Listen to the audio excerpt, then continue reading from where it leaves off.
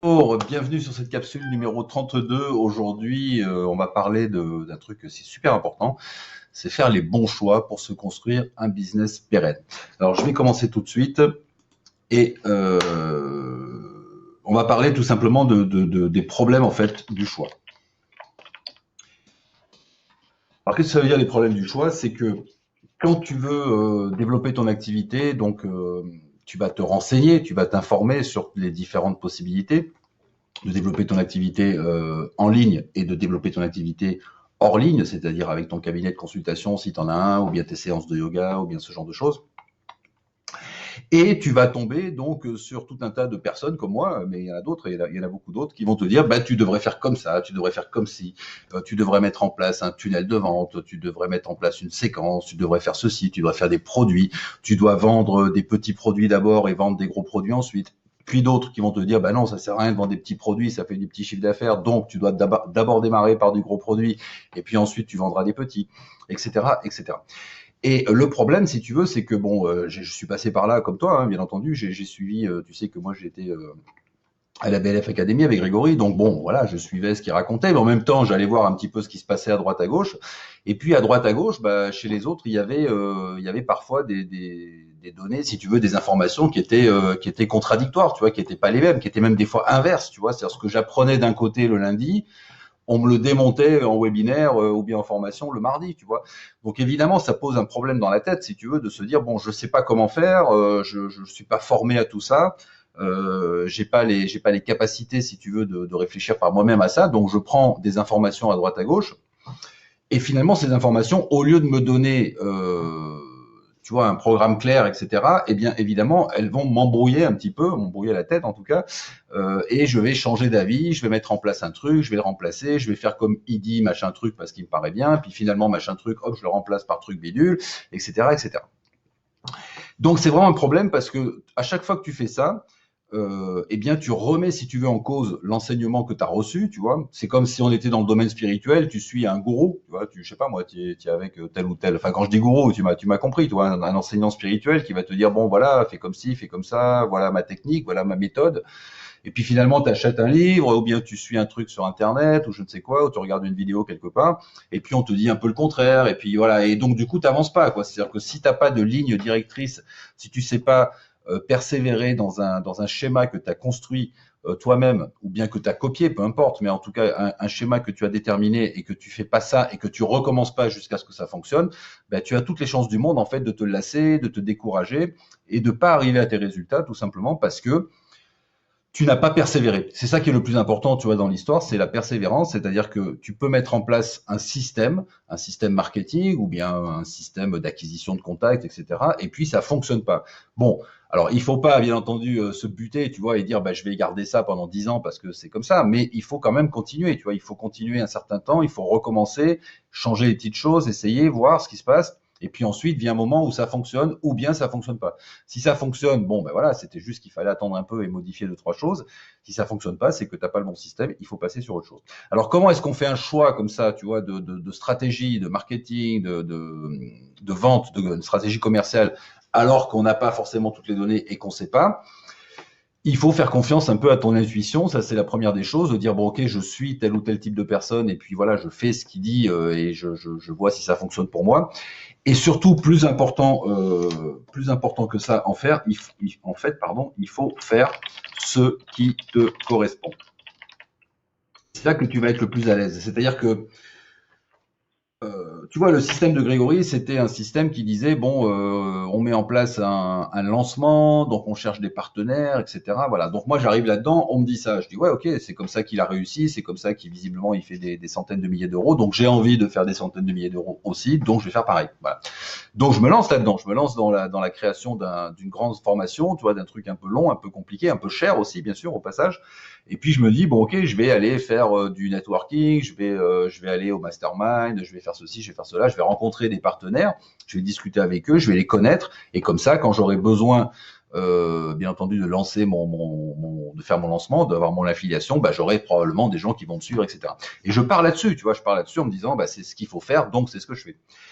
Et en partant là-dessus, je me sens pas à l'aise avec ça. C'est-à-dire que je me dis, ouais, mais c'est compliqué. Je commence à avoir des doutes. Tu vois, j'ai des doutes sur le résultat, j'ai des doutes sur le partenariat, j'ai des doutes sur un truc principal qui m'a toujours tilté. Moi, c'est de dire, j'ai un produit par exemple à 2 000 euros. Mais si j'ai des partenaires, il faut que je leur donne grosso modo 50% de commission, hein, c'est à peu près ça, 35, 50%, 40%, bon ça dépend des lancements, mais la plupart du temps c'est 50%.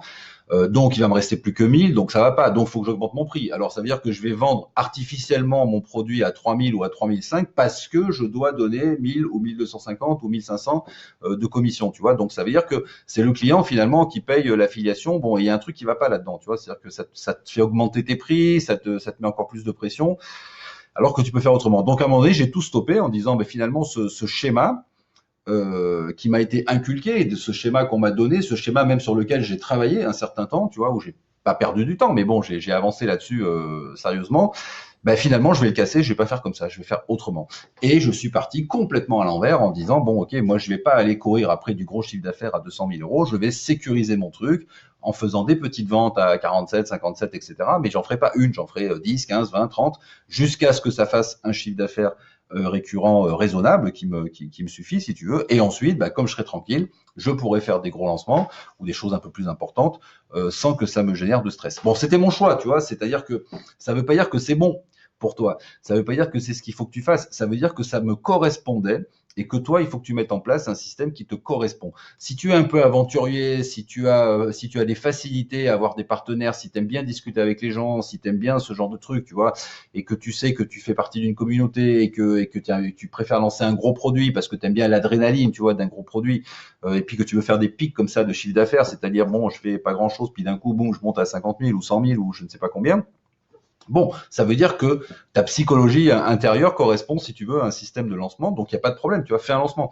Si c'est le contraire, tu dis non, mais moi, je préfère sécuriser comme j'ai fait moi. Bon, bah, du coup, ne te lance pas là-dedans, tu vois. Donc c'est vraiment l'idée il faut que tu regardes un petit peu tout ce qui se fait. Alors, c'est pour ça qu'il faut surveiller ses concurrents, mais aussi ceux qui font des choses qui sont un peu, qui sont pas forcément concurrentes, tu vois, mais qui sont similaires. C'est-à-dire des gens qui vont te proposer des systèmes de vente, des systèmes commerciaux que tu vois passer et tu les analyses, tu vois, tu regardes ben, comment il fait lui. Alors, d'accord, ok, il récupère le mail, ensuite il envoie ça, après il fait ça, après il vend ça, bon voilà. Donc ça te fait un système, donc tu peux le noter dans un coin, tu vois, et dire bon, est-ce que j'ai envie de faire un truc comme ça? Et puis demain, tu ouvres Facebook, tu vois une pub, tu cliques dessus, et puis tu t'aperçois qu'on est dans un autre système, avec un webinaire par exemple, ou autre chose. Tu peux le noter, tu vois, note en fait toute la progression, et regarde ce qui se passe.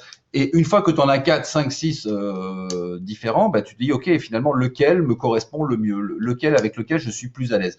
Le plus à l'aise au niveau éthique, plus à l'aise au niveau moral, plus à l'aise au niveau commercial, c'est-à-dire des choses que tu peux faire et puis d'autres non, et aussi bien sûr plus à l'aise au niveau technique, tu vois, c'est important parce que tous ces systèmes de marketing, si tu veux, mettre en place des systèmes techniques qui sont différents. Donc il y en a avec lesquels tu peux être à l'aise, où tu peux dire ok, moi la vidéo ça me dérange pas, etc. Ou bien j'ai mon site internet, tout ça. Et puis d'autres non, où tu vas dire bon là ça coince un peu parce que j'ai pas les outils, je sais pas comment il faut faire, etc., etc. Donc la première chose à faire, regarde ce qui se fait chez moi, chez les autres, etc. Et même chez des gens qui vendent des choses complètement différentes de ce que tu fais. Regarde, observe, prends des notes rapides. Hein. Je te dis pas de remplir des cahiers, je te dis simplement de faire, tu vois, une page par système. Et puis tu dis ok, lui il fait comme ça, comme ça, comme ça, d'accord, ok. Et puis fais ton choix et dis-toi que tu dois lancer en fait un système pour ton business qui te correspond et avec lequel tu es à l'aise sur tous les plans, sur le plan éthique, moral, sur le plan commercial, sur le plan technique. Ok, donc ça c'est vraiment super important. Du coup, ce que tu vas faire, c'est que tu vas soit inventer, soit copier un process.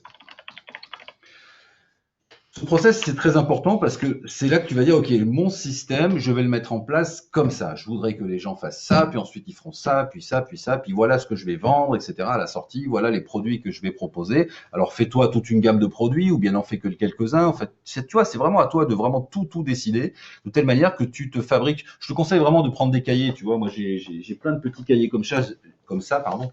J'ai acheté tous les mêmes, tu vois. J'ai juste changé ici sur le côté pour pouvoir les repérer. Donc j'en ai plein, hein, j'en ai une bonne dizaine.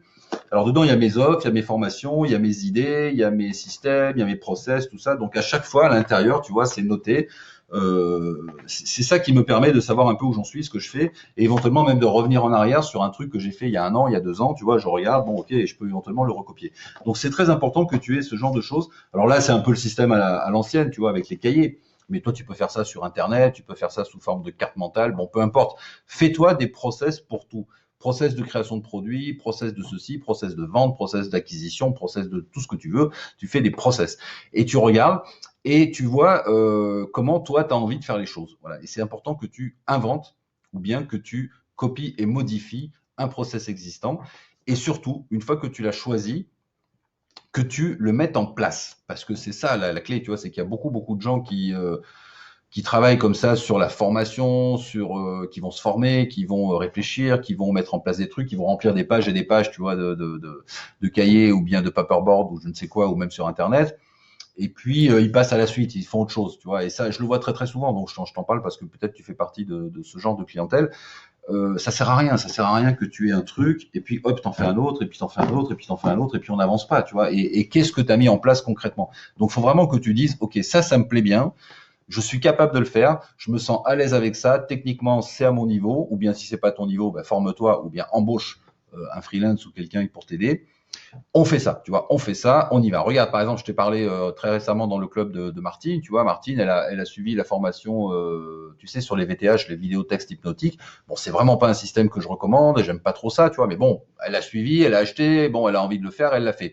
Donc, on a travaillé sur sa VTH pour qu'elle soit vraiment bien écrite, et puis, bah, elle a lancé. Et pourtant, Martine, tu vois, bon, c'est une des mes plus anciennes clientes, donc des plus âgées aussi, donc elle a eu des difficultés, tu vois, donc elle s'est entourée, elle a pris des gens pour faire son site, pour mettre en place sa VTH, machin, ça lui a coûté des sous, mais elle a persévéré, et puis bah, ça n'a pas duré 3 mois l'affaire, hein, ça a duré quasiment 2 ans, et aujourd'hui on vient de fêter la 100e vente, tu vois, donc 100 ventes d'un produit qui était à 67 ou je sais plus combien, bon bah ça fait un petit chiffre d'affaires, voilà, alors c'est pas des miracles, mais si elle a fait 100 ventes, elle peut en faire 2000, tu vois ce que je veux dire, quand on a fait un résultat aussi important, quand on a vendu 20 fois, 30 fois, 50 fois son produit, après, ça veut dire qu'on peut le vendre encore des centaines et des centaines de fois en plus. C'est juste qu'il faut amener du nouveau monde dessus, c'est-à-dire de nouveaux contacts. C'est juste ça à faire, c'est tout. Quand tu as fait 100 ventes, tu peux faire 1000 ventes. Quand tu as fait 1000 ventes, tu peux faire 5000 ventes. C'est pas un problème, tu vois. C'est ton truc qui fonctionne. Par contre, si tu mets en place un système et qu'au bout de 6 mois, tu as fait 0 vente ou bien tu en as fait une ou deux par hasard, ton système fonctionne pas, donc tu dois l'abandonner pour passer à autre chose. Donc très important, copie-toi ton process. À partir de là, tu n'as plus qu'à mettre en place, donc mettre en place le truc, ça c'est vraiment super important. Donc appliquer ce que tu viens de mettre en place, le faire techniquement, etc. Lancer, voir ce qui se passe, etc. Et puis ensuite, il faut suivre les indicateurs. Alors il y a des indicateurs qui sont mineurs. Indicateur mineur, tu vas voir, et un indicateur majeur.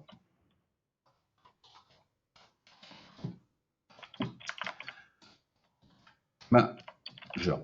Le problème, c'est qu'on passe énormément de temps, et j'en ai été victime aussi, malheureusement, on passe beaucoup de temps sur les indicateurs mineurs. Les indicateurs mineurs, par exemple, c'est le taux d'ouverture de tes emails. Tu vois, c'est un truc sacro-saint, ça. Ouais, quand on se voit dans les masterminds, alors, t'as combien de taux d'ouverture, tu vois, comme si c'était un truc super exceptionnel, super important. Alors, bien sûr, c'est important de savoir, de vérifier ce qui se passe, etc. Mais les taux d'ouverture de tes emails, c'est pas ça qui est le plus important pour ton entreprise. Ensuite, tu as le taux de clic. Est-ce que les gens ouvrent, mais est-ce qu'ils cliquent? Est-ce qu'ils sont allés voir? Ou bien tu as par exemple les pages de analytics, tu sais, de ton site. Tu peux aller voir s'il y a 200 personnes qui ont vu ta page, ou bien 500, ou bien 2000, si c'est en progression, si c'est en régression, etc., etc. Tout ça, c'est très important de jeter un œil là-dessus. Je te dis pas de pas le faire. Mais ce sont des indicateurs mineurs parce que qu'il y ait 2500 personnes qui aient vu ta page, eh ben, c'est très bien, mais c'est un indicateur mineur. C'est pas pour ça que tu as un business pérenne, un business qui gagne de l'argent. Tu as aussi tout bêtement le sacro-saint classement, tu sais, Google. Donc les gens, quand ils font un site, ils veulent être numéro 1 sur Google, ils veulent être sur la première page. Voilà. Alors il y a des gens comme ça qui se battent vraiment, tu vois, avec le SEO, les systèmes de référencement, qui engagent parfois des gens qui vont les améliorer ce référencement, et ils arrivent au bout d'un moment sur la première page, par exemple. Et ils sont contents. Voilà, j'ai mon site de yoga qui est sur la première page. Quand on tape yoga, machin, je suis sur la première page. Bon, c'est génial, tu vois, d'être sur la première page, parce qu'évidemment, ça veut dire que tu auras beaucoup plus de visiteurs que celui qui est sur la 10e page. Mais est-ce que c'est rentable? Est-ce que c'est pérenne? Est-ce que ça te ramène de l'argent? L'indicateur majeur, c'est les ventes. Les ventes. Et même, je dirais, bien entendu, le chiffre d'affaires, si tu préfères. C'est ça qui fait que ça fonctionne. Quand tu as un magasin, tu te dis pas, oui, c'est super, j'ai un magasin, il y a 15 000 personnes qui passent devant chaque jour. Ou bien alors, tout le monde me dit que mon magasin, il est beau. Ou bien alors, j'ai 250 personnes qui poussent la porte du magasin tous les jours, c'est génial. Ou bien encore ce genre de choses, tu vois. Donc, bien sûr qu'il faut faire attention à ça. Si tu fais un magasin, tu vas pas aller t'installer dans une rue complètement perdue, etc. Ou bien voilà. Donc, tu vas faire attention à des choses. Tu vas faire attention à ta vitrine, à la propreté du magasin, à la vendeuse, ou si c'est toi qui travailles dedans, etc. Bon, plein de choses, tu vois, l'approvisionnement, le machin, le stock, tout ce que tu veux. Tout ça, c'est des indicateurs mineurs. L'indicateur majeur, c'est est-ce que ton magasin fait du chiffre d'affaires et mieux encore, est-ce qu'il fait du bénéfice? C'est-à-dire que est-ce que ce mois-ci, on a fait un chiffre d'affaires qui est suffisant pour payer le loyer, les salaires, les charges sociales, la TVA, le machin, les produits, le stock, enfin tout ce que tu veux, l'électricité, le téléphone, le machin, etc. Bon, donc d'un côté, on a X milliers d'euros de dépenses, et de l'autre côté, on a X milliers d'euros de recettes. Si les recettes sont supérieures à la dépense, tu as un magasin qui est rentable et on n'en parle plus, tu vois. Donc là, c'est bon, tu surveilles ton chiffre d'affaires. C'est ton indicateur majeur. C'est-à-dire que un commerçant, le matin, doit se dire, bon, qu'est-ce qu'on a fait hier ou qu'est-ce qu'on a fait le même jour l'année dernière, par exemple, et comment est-ce qu'on est en progression ou est-ce qu'on n'est pas en progression, tu vois, voilà, tout simplement. C'est comme ça que fonctionnent les grandes surfaces, tu vois. Je veux dire, j'ai travaillé en grande surface pendant très longtemps. C'est vraiment le numéro un, le truc numéro un du matin, tu vois, réunion du matin avant que tout le monde démarre. Bon, on mettait en rayon des trucs. Moi, je travaillais aux fruits et légumes, tu vois, pour tout te dire, j'étais jeune, je travaillais aux fruits et légumes. Donc, j'arrivais très tôt le matin, je mettais en place les fruits, les légumes, etc. Puis ensuite, réunion. Réunion, c'était pour dire, bon, l'année dernière, au rayon fruits et légumes, on a fait 10 000 euros. Bon, l'année d'avant, on avait fait 8 000, et l'année d'avant, on avait fait 7 500. Donc, cette année, on a l'objectif de 12 000 ou je sais pas quoi. Donc, voilà, et on se met en place là-dessus, tu vois. Et puis, fin de semaine, le vendredi soir ou le samedi, je sais plus, enfin bon, c'était sûrement le vendredi soir, ben, il y avait une autre réunion qui était sur est-ce que nous sommes dans les clous, oui ou non? Est-ce qu'on a fait suffisamment de chiffre d'affaires cette semaine pour espérer atteindre l'objectif qu'on s'est fixé, ou bien est-ce qu'on est dans les choux? Si dans les choux pour les fruits et légumes, tu vois, c'est parfait. Si on est dans les choux, eh bien, qu'est-ce qu'on fait? On met une action commerciale en place, tu vois, c'est-à-dire qu'on va faire une promotion sur ceci ou cela, on va mettre plus de trucs en rayon, on va envoyer des flyers, on va faire je sais pas quoi, pour augmenter le chiffre d'affaires, pour qu'on atteigne l'objectif. Et c'est vraiment l'obsession numéro un de tous les grands directeurs de magasins, tu vois, ou plutôt les directeurs de grands magasins, plutôt. Tu vois, les gens, ils s'en foutent de savoir si ça ou ça. Ils veulent savoir si oui ou non le chiffre d'affaires, il est tenu, tu vois. Alors évidemment, c'est un peu une course sans fin. Si en 2018, tu as fait 12 000, bon, ben, en 2019, tu veux faire 20 000, et puis en 2020, tu veux faire 25 000, bon, ben voilà. Ok, donc à toi après de voir la progression que tu veux y apporter. Mais l'indicateur à surveiller, c'est le chiffre d'affaires. Et c'est ça qui va valider ton process et pas autre chose. Tu vois, ton process ne doit pas être validé par le fait que ah oui, ça semble bien marcher, ou bien alors ah oui, j'ai eu plein de visiteurs, ah ouais, j'ai plein d'inscrits à ma mailing list, ah oui, on m'a dit que cette pub elle était géniale, ah oui, on m'a dit que ce produit il était super, ah oui, ah oui, ah oui, tu vois, mais ah oui, on s'en fout. C'est ce qui compte, c'est est-ce que au final tu as trouvé des clients cibles qui viennent acheter ton produit. S'ils achètent ton produit, c'est que tu as un système qui fonctionne. À la fois ton produit il est bon, il n'y a pas de souci, mais le système de vente ou de commercialisation ou bien d'acquisition de clientèle de ton produit, il est bon aussi. Donc, tu peux bien entendu le garder, le copier, en faire un autre, etc. Et puis, c'est là que tu vas travailler sur l'amélioration. C'est-à-dire que c'est à partir de ce moment-là que tu vas dire, bon, ok, je vais bouger un petit peu certaines choses pour améliorer un petit peu. Donc ne te fourvoie pas avec les indicateurs mineurs, ne perds pas de temps avec le référencement, ne perds pas de temps avec des trucs qui sont importants mais importants de manière minoritaire. Concentre-toi uniquement sur le résultat final. Est-ce que oui ou non tu fais des ventes? Voilà. Et même si on te dit ah mais c'est bizarre la manière dont tu t'y prends, tu vois, ou bien ah ben moi j'ai vu machin truc, il fait pas comme ça. Ah tu fais ça, mais on a dit qu'il fallait faire tout le contraire, tu vois. Bon, on s'en fout, tu vois. C'est-à-dire que moi je te donne des conseils comme ça toute l'année, je te donne des process, etc. Et je te dis fais comme ça, teste-le. Si tu le testes et que ça fonctionne, garde-le. Mais si tu le testes et que ça fonctionne pas, bon, pose-toi des questions et peut-être que c'est le process lui-même qu'il faut remettre en cause, tu vois. Donc, il vaut mieux que tu le changes et que tu l'adaptes et que tu mettes autre chose en place parce que le but, c'est pas que tu suives telle ou telle personne ou bien que tu suives telle ou telle tendance. Tu vois, il y a eu des tendances. On a parlé donc des VTH, c'était vraiment à la mode il y a 3-4 ans. Les webinaires, avant c'était les webinaires. Avant les webinaires, c'était les lancements orchestrés. Après, avant les lancements orchestrés, c'est encore autre chose, etc. Et puis, il viendra d'autres trucs. Aujourd'hui, les gens, aujourd'hui sur Facebook, par exemple, te parlent des bots Messenger, ils te parlent d'autres systèmes. Et puis, bah, de toute façon, dans 1 an ou dans 2 ans ou dans 3 ans, arrivera d'autres systèmes marketing, d'autres outils qui permettront de faire d'autres choses. Et ces trucs-là seront les vedettes, tu vois. Ils vont te dire, ouais, il faut faire que tu fasses comme ça parce que c'est la nouvelle méthode et ça marche super bien. Alors tu peux tester. Tu peux tester, voir ce que ça fait. Mais si ça marche pas pour toi, ça sert à rien d'avoir la dernière méthode en vogue et qu'elle est super et qu'elle vient en direct des USA. Si ça ne marche pas, tu vois, si ça marche pas pour toi, reviens sur des méthodes plus traditionnelles, différentes, que toi tu as mis en place en respectant uniquement l'indicateur majeur, c'est-à-dire, je dirais jamais assez, hein, les ventes, le chiffre d'affaires, c'est-à-dire, est-ce que oui ou non, mon truc fonctionne. Et puis après, une fois que tu as mis en place ça, et que tu surveilles ton chiffre d'affaires, et que ton chiffre d'affaires est bon, et qu'il est en augmentation, et que ça correspond à ce que tu veux obtenir en termes de revenus, de chiffre d'affaires, etc., alors tu peux te mettre en place une action récurrente, parce que celle-ci, il ne faut pas l'oublier, elle est très très importante. L'action récurrente, c'est je dois penser à augmenter le nombre de mes contacts en permanence. Tu sais que je l'ai répété plusieurs fois, donc je vais le redire aussi dans cette capsule.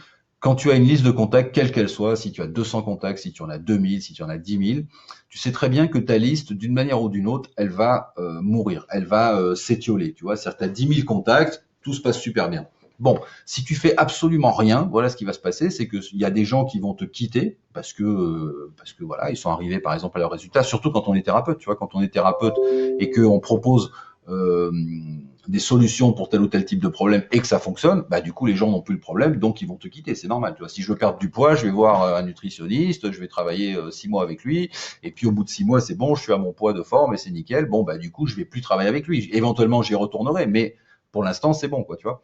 Donc, je vais plus lui donner d'argent. Le chiffre d'affaires, il est perdu. Tu as des gens qui vont se lasser de ce que tu racontes. C'est-à-dire que c'est normal que ton client fasse un pic comme ça, il te découvre, il t'aime, il est fan, et puis ensuite, il disparaît, c'est normal. Il passe à autre chose. T'as des gens qui seront séduits par d'autres personnes parce que t'es pas tout seul. Donc forcément, ils vont dire ah bah tiens ouais elle ou lui il est bien aussi, c'est super, il est même mieux. Donc pour l'instant, hop, je vais prendre un peu de recul avec machin pour me concentrer plus sur truc, tu vois. Donc tu vas perdre du monde. Et puis il y a des gens qui perdent leur adresse mail parce qu'ils renouvellent pas leur truc. Et puis il y a des gens qui meurent, hein, tout simplement. Voilà, c'est pas très sympa de dire ça, mais c'est comme ça.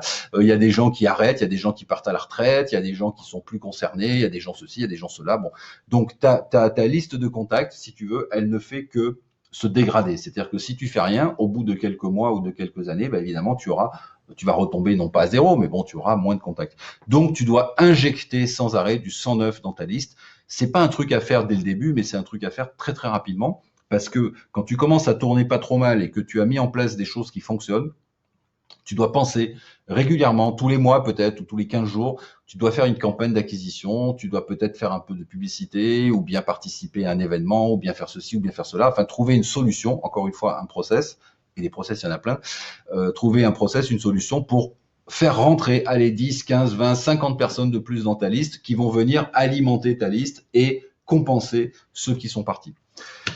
Je te laisse là-dessus, tu vois, c'est une capsule très pratique, très comment dirais-je, où on parle vraiment de choses qui peuvent paraître évidentes, mais je vois tellement de gens qui passent un temps fou à faire des choix, à changer d'avis, à mettre en place des trucs qui leur correspondent pas. Tu vois, donc avec lesquels ils sont pas à l'aise, donc ils perdent du temps parce que 6 mois après, c'est ce que j'ai fait, je te l'ai expliqué avec cette histoire de lancement.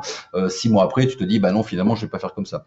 Des gens qui n'ont pas de process particulier ou bien qui vont toujours courir après le dernier process en cours, tu vois, et qui de toute façon mettent pas en place. Des gens qui mettent pas en place les trucs, c'est-à-dire qui disent ok, j'ai bien compris comment ça fonctionne, super, hop, je passe à autre chose. Donc je passe à autre chose, j'apprends un nouveau truc, mais j'ai pas appliqué ce que j'ai appris juste avant. Et puis aussi beaucoup de gens, énormément de gens, qui passent un temps fou sur les indicateurs mineurs, c'est-à-dire que j'ai plein de clients, moi, qui me contactent moi, ou même qui contactent Patrick, c'est pareil, tu vois, dans le cadre technique, en disant, oui, Patrick, voilà, j'ai un site internet, comment je fais pour être numéro 1, tu vois. Bon, voilà, alors quoi, donc il faut engager des systèmes, il faut payer des machins, il faut faire ceci, il faut faire cela pour faire monter son site. Mais pourquoi faire, tu vois, pourquoi faire? C'est-à-dire, est-ce que c'est important, encore une fois, que ton site, il soit number one, tu vois, en plus, des fois, souvent, c'est sur des trucs ridicules, c'est-à-dire que tu vas mettre, par exemple, Yoga Bordeaux. Bon, t'es numéro 1 sur Yoga Bordeaux, bah c'est bien. Mais si tu es numéro 3 ou numéro 4, c'est pareil, on s'en fout, tu vois. L'essentiel, c'est est-ce que le numéro 1, c'est celui qui fait le plus de chiffres? Est-ce que le numéro 1, c'est celui qui a la meilleure entreprise, la plus rentable? Pas forcément, tu vois. Peut-être que c'est celui qui est à la 5e page. Personne sait qu'il existe, mais lui, pendant ce temps, pendant que toi, tu perds du temps, de l'énergie et de l'argent avec ton histoire de référencement, etc., parce que c'est ta lubie, parce qu'on t'a dit qu'il fallait faire comme ça, ben lui, pendant ce temps, il travaille, il fait rentrer du monde, et ses cours de yoga, ils sont pleins, et il gagne de l'argent. Et donc, c'est lui qui va survivre, tu vois, c'est lui qui va avoir plus de clients, plus de bouche à oreille, plus de ceci, et c'est lui qui prend le marché, finalement.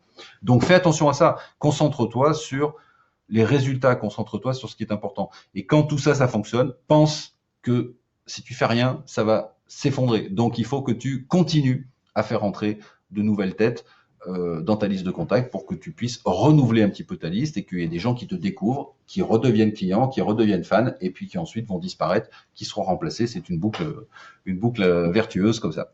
Je te laisse là-dessus et on se retrouve très bientôt pour un atelier, pour une capsule ou je ne sais quoi. À plus, ciao.